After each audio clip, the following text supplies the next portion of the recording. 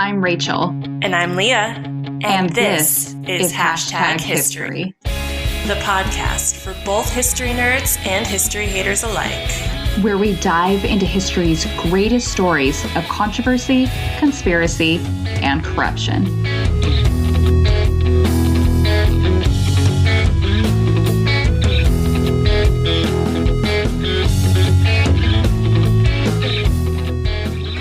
Hey guys, this is Hashtag History episode 33. This is Rachel. And this is Leah. You switched it up on us. Just a tiny. Just a tiny. As I believe you all know by now, we record several episodes in a row because we are both type A, anal overplanners that must be at least a month ahead of schedule or we freak out, right? And I'm freaking out right now because I have to edit the first one we recorded tonight by next week. Correct. So we're measured type A overplanners. Mm-hmm. And we're coming at you still under lockdown restrictions. Leah and I are still not sitting across from each other in the same physical location. We are still recording this remotely, and I am still very sad. So sad. Mostly just because you ate a raw egg white because I wasn't there in person to tell you that you should mix it instead of just stirring it. Yeah, if you listened to last week's episode, there was an egg white in our drink and I didn't mix it appropriately and all the egg was down at the bottom and I drank the whole egg by itself. It was really awful. But again, we are under lockdown restrictions. We're recording remotely. I'm really hoping that maybe by the next batch of episodes we record that maybe we're allowed to hang out again. God, I flippin' hope so. Okay. I hope so. It's really like beyond sad to not record together. I don't know if you guys understand just how much fun we have recording these episodes, especially when we record them in bulk like this, because by the end we are wasted. My favorite memory was after one of these recording sessions, you're walking out the door carrying all the leftover alcohol, including like a bottle of Prosecco, I believe, or yeah. And she like bends over to pick something up. And I think the motion shook up the Prosecco enough that it pressurized and it shot the top off and it shot into the trees or on the roof or something, right? Yes. And I was very embarrassed. And that bag that I had also had all of my podcast gear in it. And it literally just exploded in an instant. But yeah, so you guys, since we are recording remotely, I am all by my lonesome in a little room in my house with a picture of Abraham Lincoln staring back at me. Yeah, he's a little creepy sometimes. Yeah. So with all of that being said, we are still here. We are still showing up and pushing out episodes. And we are so, so thankful for all of you amazing listeners for supporting us during this crazy time in our world and tuning in. One of our amazing listeners is Tyler from the Talking Fail podcast and the Discographers podcast. Yes, he is an overachiever and has 2 podcasts. He has been a super supportive listener since the very beginning and has been super helpful with all sorts of things, particularly audio assistance, because he is a tech god. I also got to be a guest speaker on his Talking Fail podcast a few months ago, so be sure to check out episode 136 of the Talking Fail podcast if you would like to hear my voice even more. And actually, breaking news. As of today, Leah and I are working on a crossover episode with Tyler on his Discographer podcast, in which we are going to be covering a very famous singer and his very mysterious death. I'm actually very excited. I'm so excited, but I digress. Why are we talking about Tyler other than because he is an all-around awesome person and we love to give shout outs to our listeners? It is because this week's topic that we are covering is one that he recommended. Granted, it is a dark and creepy historical mystery, so it was obviously already on my radar and already on our ever-growing list of potential topics to cover. But on that particular episode of Talking Fail that I was on, he suggested this week's topic, and it reignited the fire to get moving with it. So thank you, Tyler. Yes, thanks, Tyler. So what is this dark and creepy historical mystery I speak of? It is the true story that occurred in February of 1959 when 9 experienced hikers were found dead along what is known as Dyatlov Pass in the northern Ural Mountains. It was found that their tents had been torn from the inside and were hurriedly escaped. It was horrifically cold at this time, and all hikers, not even remotely dressed for the sub-zero temperatures, died of hypothermia. But in addition to hypothermia, 2 of the hikers were found to have fractured skulls. 2 other hikers were found to have severe chest fractures. 1 hiker was missing both eyeballs, and 1 of the hikers was missing her tongue. WTF. Indeed. An investigation was opened by the Soviets, but to this day, no one knows what happened. Again, WTF. If you've listened to the show for any period of time, and by that I mean you have listened to literally more than one episode, you know that with that horrifying introduction, it is now time for a drink.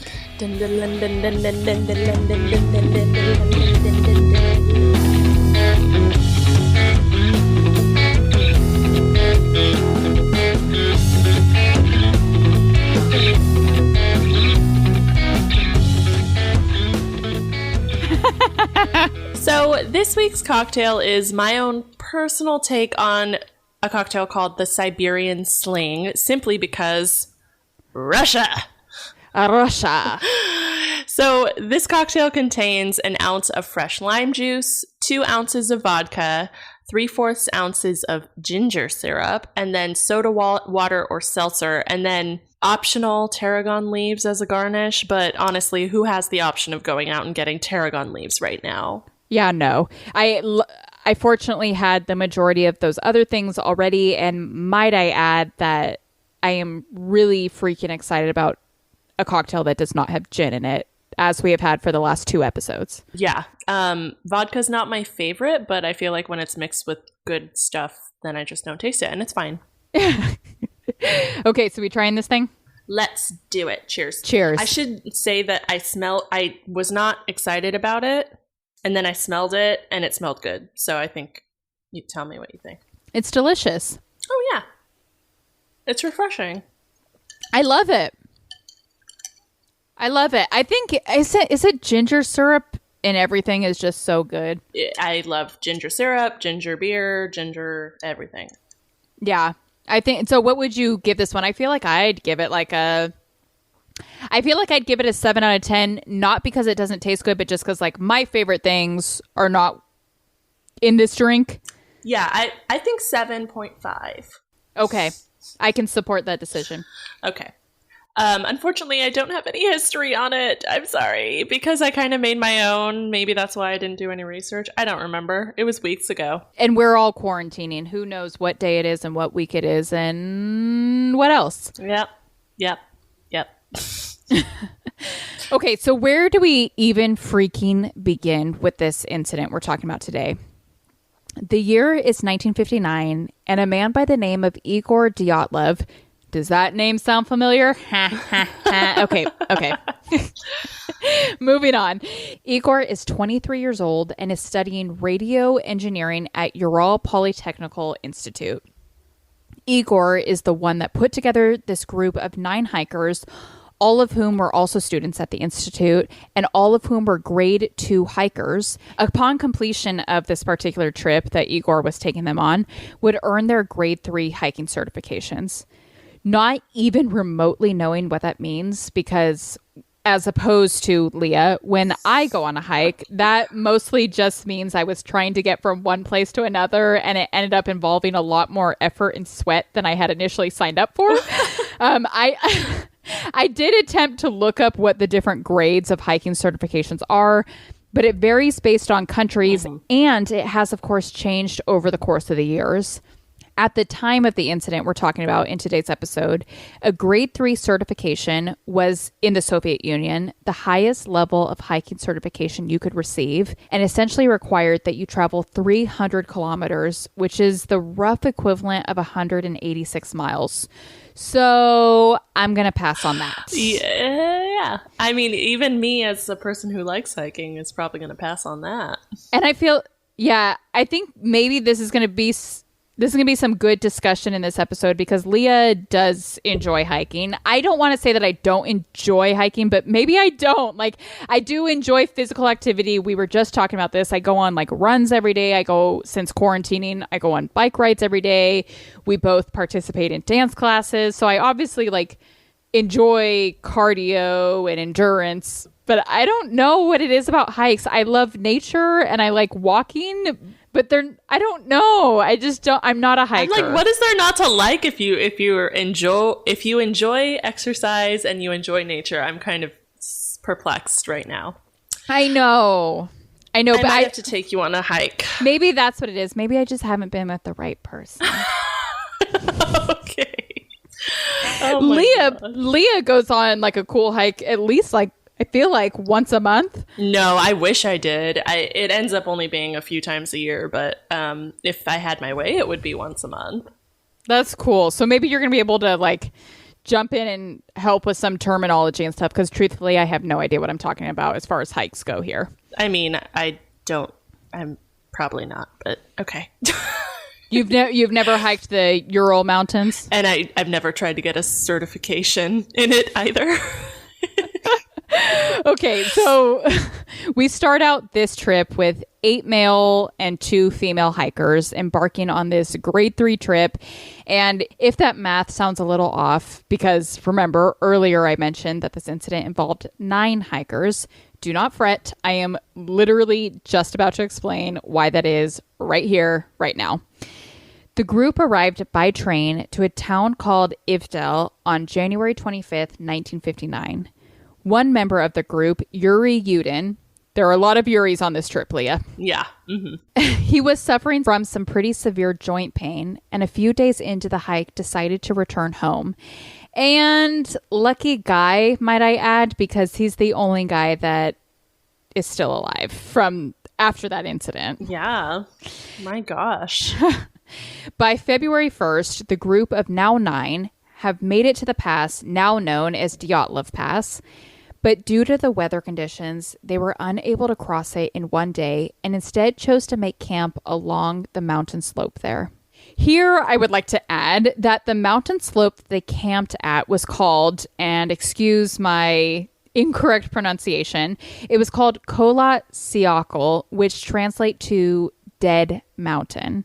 And the whole intent of this trip was to reach what was, again, excuse my pronunciation, Gora Otorten Mountain, which in English translates to don't go there.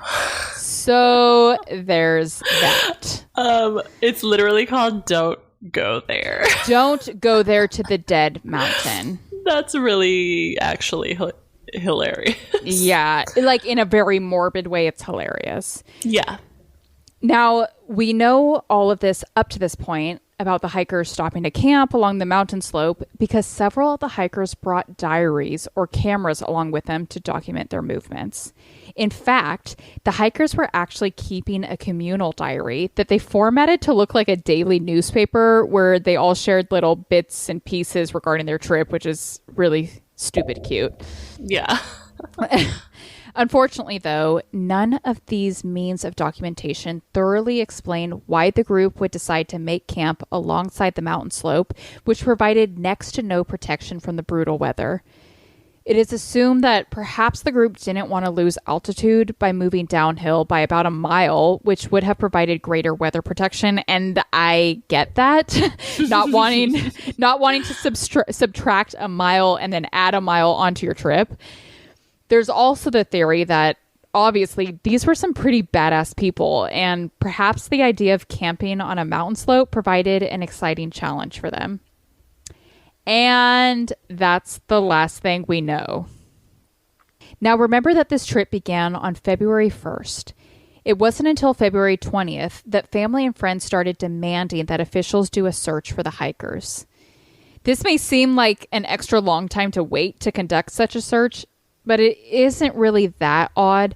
Dyatlov himself had expected the trip to take at least 2 to 3 weeks, and with any hiking expedition, there is always the wiggle room of a few days.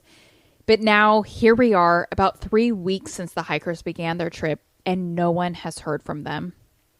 On February 26th, a discovery was made. Searchers located the tent that the hikers had been staying in alongside the mountain slope and found it to be covered in snow and cut from the inside. WTF. I'm going to count how many times you say WTF in this episode. It's going to be 7 million. Of all the mysteries in this case, that one just keeps hitting me the strongest. What would cause a group of people staying inside their tents during a winter storm to cut their way out of the tent from the inside? I have many theories, but okay, we'll get to those. I can't wait to hear them because it blows my freaking mind. Okay, Leah, there's a picture of the tent where the searchers found it later. I've uploaded it for you to check out. Okay, I see it. Okay, what am I looking at? Basically, this is how they found it, like covered in snow. They ended up finding it cut from the inside. Okay, well, my first thought with the covered in snow thing is it's like, okay, it's been 3 weeks, so sure, yeah, it's been covered in snow because sure, it's probably snowed. Cut from the inside. I don't know what they were doing. Obviously, we might dig into this more, but cut from the inside. If you're like struggling with the zipper or the zipper's been like melted or something, I could see cutting yourself out of a tent. That's my theory. But what would provoke them to do that? Well, we'll see. Okay. Well, we won't, but we'll talk about that. We will talk about it and come up with our own theories. Yes. Okay, so the searchers were also able, after they found this tent, they were also able to find sets of footprints leading away from the tent into a nearby woodsy area. Okay, so actually, if there's footprints, that means there hasn't been snow since this happened. If there's still footprints. Excellent, excellent, excellent point, Detective Walcones. And I do want to say, in relation to those footprints, they only found 8 to 9 sets of footprints. So it doesn't provide the theory that someone came and did something to them or something or someone did. If there were only 8 or 9 sets of footprints that they found, that's how many hikers there were. Yeah. Now, when they examined these footprints, they found that the majority of the footprints were made by people who were wearing socks, some wearing only one shoe, or barefoot entirely. So again, what would cause a group of people, especially experienced hikers, to escape from their tents in such a rush that they weren't even able to properly clothe themselves, at a bare minimum, put shoes on? I mean, it has to be something scared them. That's the only explanation, right? Right. What? Right? I agree. Something that they were like completely alarmed and shocked by. They needed to cut themselves out of their tent and book it. Yeah. The other thing that when I was doing a lot of research, investigators found that the footprints weren't necessarily hurried footprints. They seemed as if they were just simple, casual walks. Okay, that's creepy. I know you said this like creeped you out, and I get it that now. Yeah, I did text Leah and let her know that I couldn't even take a shower in my house by myself because researching this episode really creeped me out. Yeah, I get it. So here's to hoping you are all listening to this in daylight and with people around you. Okay, so the searchers followed those footprints into a woodsy area and made a grim discovery nearby what looked like a makeshift campsite with a little fire. It was here that they found the bodies of 2 of the hikers, completely naked with the exception of their underwear. Why? Yeah. And then, ranging from approximately 1,000 to 2,000 feet away, they found the bodies of 3 more hikers, this group including Dyatlov himself. All poorly clothed and all dead by what was presumed to be hypothermia. That is, with the exception of one body that had a small fracture to the skull. Is this a big deal? I think so, but some people think not. Maybe it's not that big of a deal. It was a really minor fracture skull and likely not the cause of death. Hey guys, it's Rachel. Now you know on the Hashtag History podcast, we are all about girl power. Something else we are all about is entrepreneurship, building multiple streams of income, and creating flexibility in your work lifestyle. That's why I am so excited to introduce you to the Girl Means Business podcast. It's a weekly podcast hosted by former teacher turned entrepreneur Kendra Swalls. Each week, Kendra and her guest share business and marketing tips along with honest conversations about what it means to be a boss babe balancing a business while still having a life. For any other podcasters and entrepreneurs out there, I think you could all take something away from one of my personal favorite episodes called How I Use Instagram to Grow My Business. Or something that could come in handy for many of us during this time of quarantine is Kendra's episode titled A Work From Home Survival Guide. New episodes go live every Wednesday on iTunes, Spotify, and anywhere else that you listen to your favorite podcast. Make sure you subscribe so you get notified when new episodes go live, and check out the Girl Means Business Facebook group for bonus materials and more in-depth conversations. Check out girlmeansbusiness.com/podcast for all the details.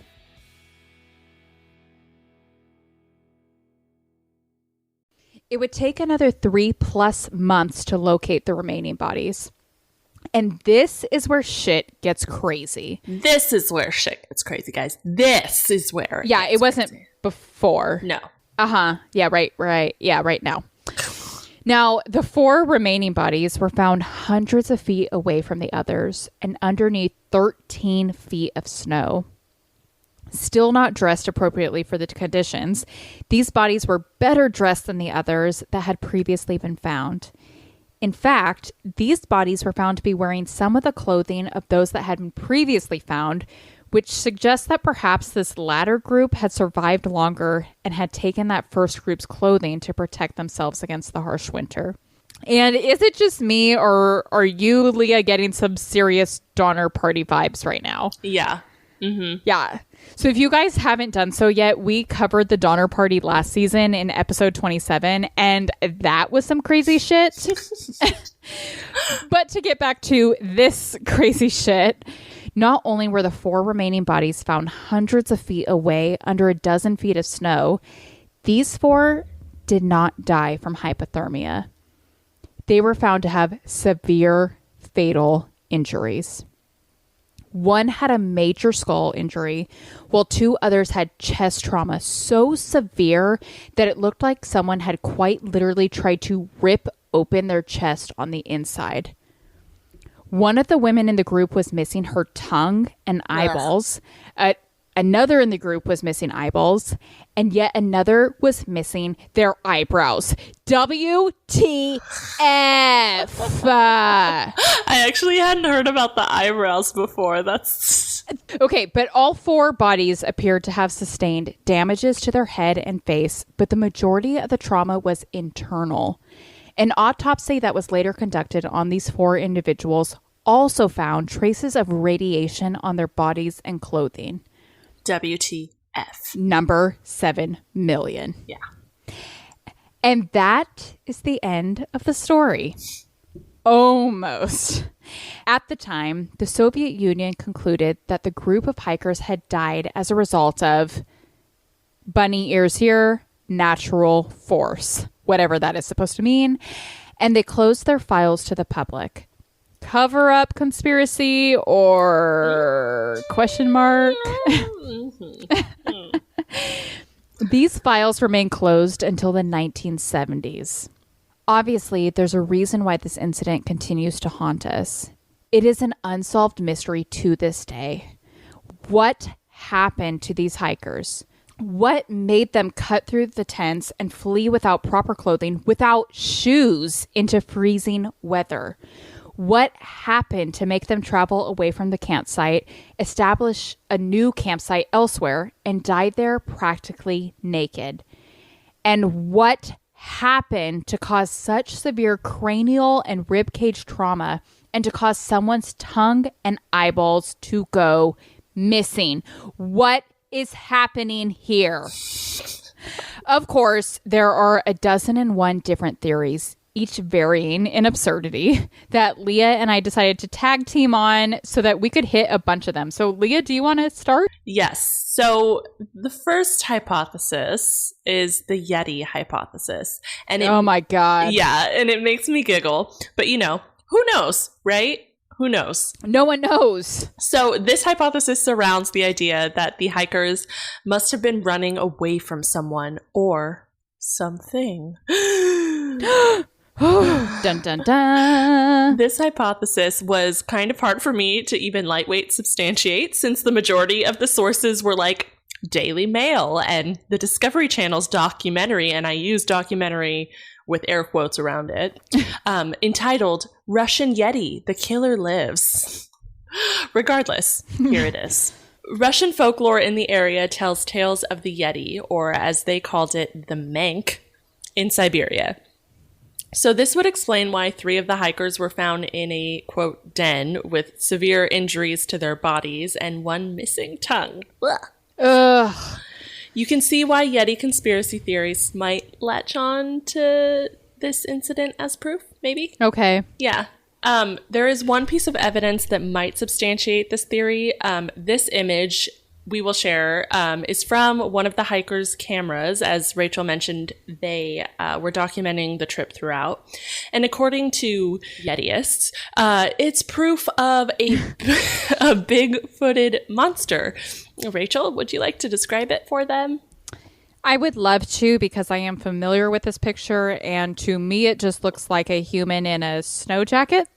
We will post this picture to Instagram for you guys to check out and have your own theories and thoughts and opinions, but it 100% looks like a human being in a snow jacket kind of peeking around a tree. Yeah, so literally the next line that I wrote in preparation was, I personally think it looks like an average size guy in a snow coat. But who knows? Who knows, guys? Okay, so I think all of the theories are ridiculous, but the one that I'm going to share next is perhaps one that holds some weight? Question mark? Mm-hmm, mm-hmm.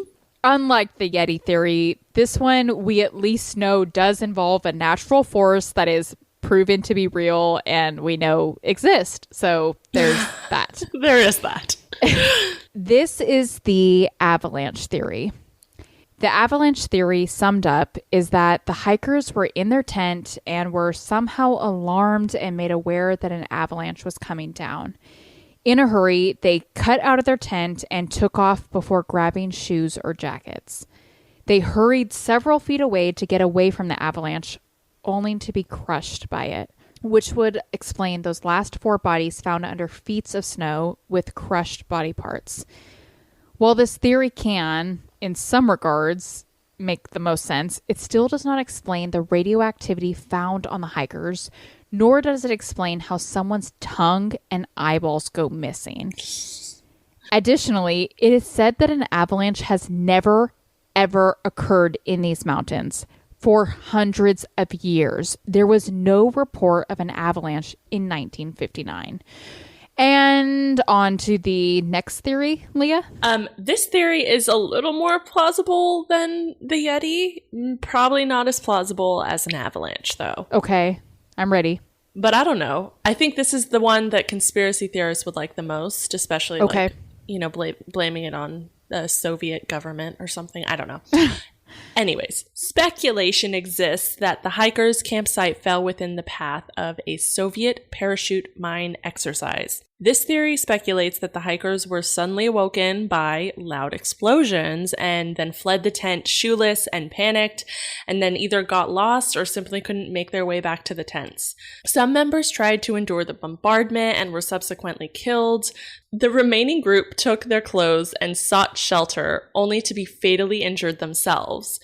According to Keith McCloskey in Mountain of the Dead, the Dyatlov Pass incident, there are indeed records of parachute mines being tested by the Soviet military in the area around the time the hikers were there. That's the most substantiated evidence I have found, though. Yeah. Parachute mines detonate while still in the air rather than upon striking the ground, and they produce injuries similar to those experienced by the hikers. So like internal damage with comparably less external trauma.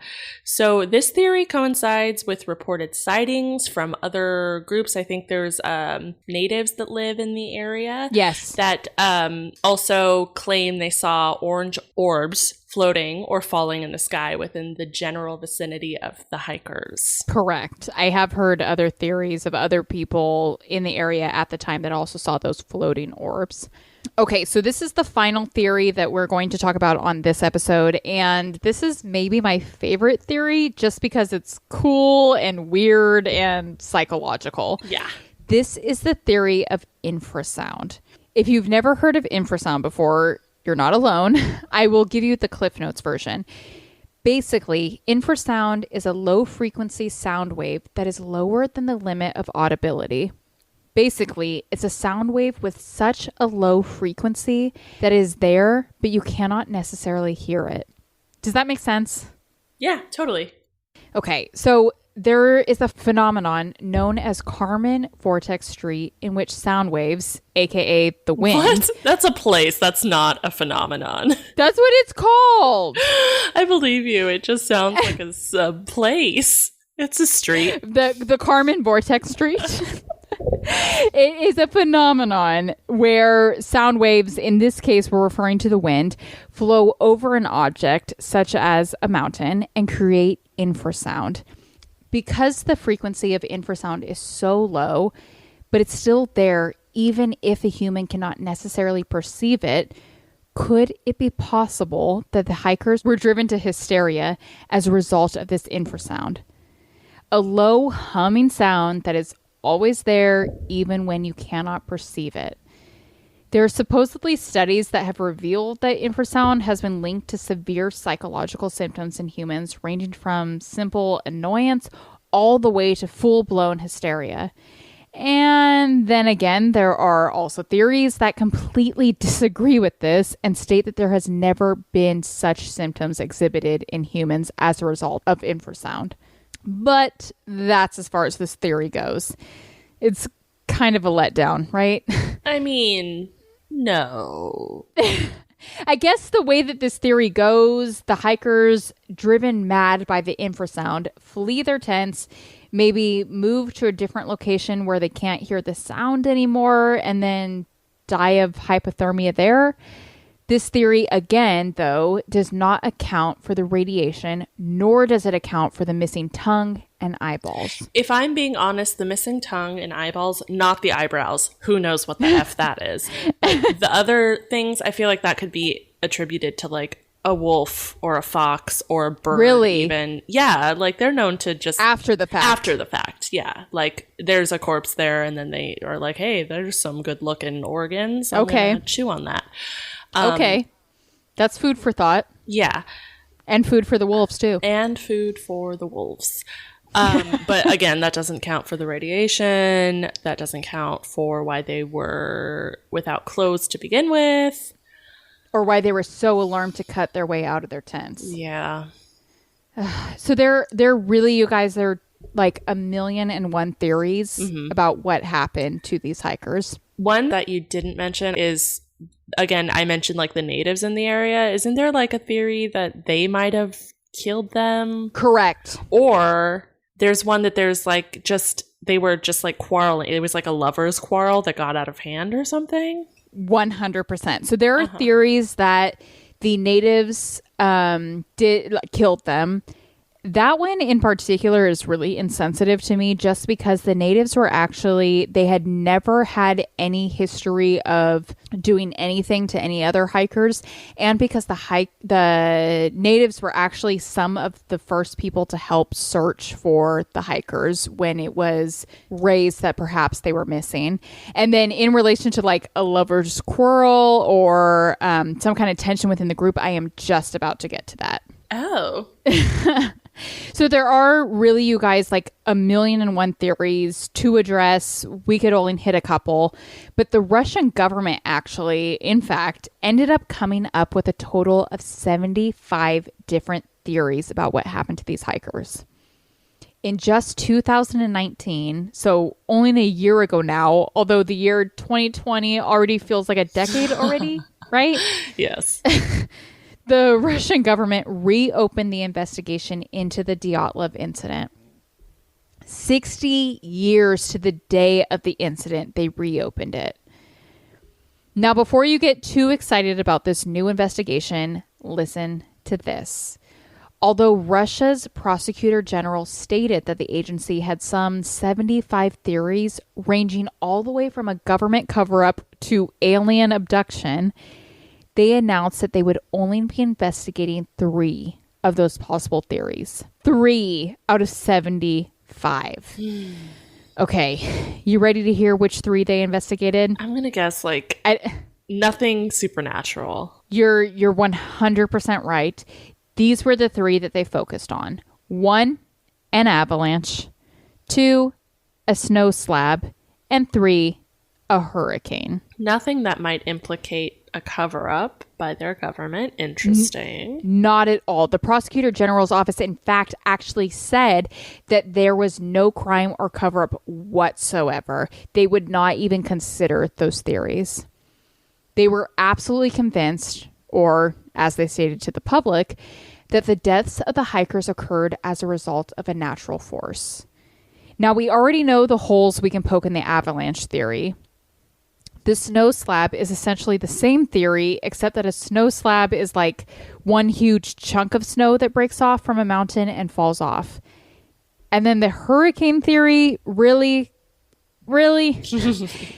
There are still so many theories we didn't even get into in this episode. Like Leah mentioned, there is one theory that one of these hikers that went on this hike, he actually wasn't a student or a graduate of the university. He was actually a total stranger that ended up joining the group just days before they took off. Is it possible that this guy was a psychopath and went off on the rest of the group? Is it possible that tension built amongst all the hikers and then he went crazy, or they all went crazy on each other, aka the Donner Party? Diaries of the hikers were made public, and there are excerpts from one of the women in which she states that the men are driving her batshit crazy. Like, so what else is new? I was going to say, that's something I say on the daily. Yeah. Can you imagine being one of the few women in a group of a shit ton of men? Nah. No, there are also theories that perhaps this stranger that joined their group was an undercover agent, and this was all some mass government conspiracy. The truth is, you guys, we may never know. Ugh, I hate that. I hate it, because now that's going to stick in your brain forever.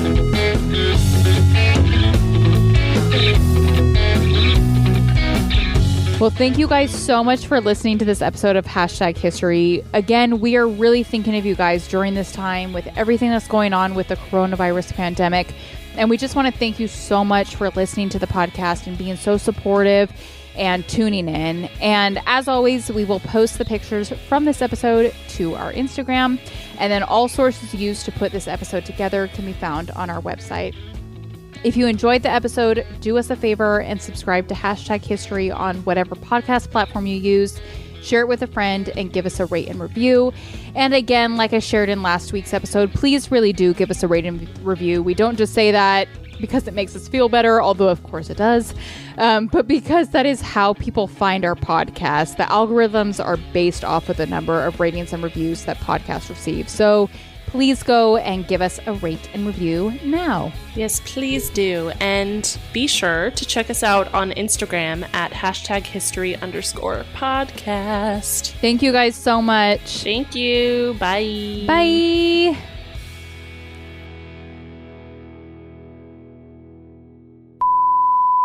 Basically, not basically. That is the word because.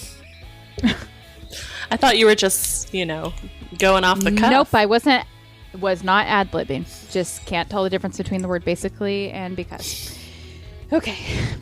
I have pronounced Dyatlov correctly every single time in this episode. When I'm drunk. When I'm sober. Oh, you can't? I cannot. Ooh. Every time I look at the word, I try to say something that is not Dyatlov. But do you hear me? Dyatlov, Dyatlov, Dyatlov, Dyatlov, Dyatlov, Dyatlov. It's simple. It's easy. You got it. It's just like this. It's Dyatlov, Dyatlov. But I swear to you, I thought this was going to be a really difficult episode for that one reason, because of the word. Yeah. You're doing great. Thanks. Okay. The remaining group took their clothes and sought. Oh